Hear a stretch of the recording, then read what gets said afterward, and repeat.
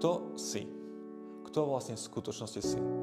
Kladol si niekedy túto otázku? Ja som si ju začal klásť vtedy, keď som nevedel, ako reagovať na rôzne situácie a problémové situácie okolo mňa. Lebo to, ako reagujeme, odvíja sa toho, kým vlastne sme. Identita, reakcia. Odvíja sa moja identita od toho, čo robím, alebo odvíja sa moja identita od toho, čo o mne druhí ľudia hovoria, čo si o mne myslia. Kto je v skutočnosti relevantný povedať, kto vlastne som. Ak chcem vedieť, ako správne používať nové auto, potrebujem sa spýtať výrobcu, ktorý ho vyrobil a pozrieť sa do manuálu.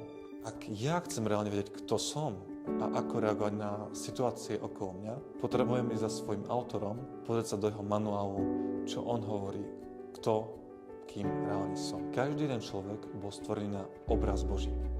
Ale to, či žijeme podľa podoby Božej, je rozhodnutie na každom z nás. Link v bio.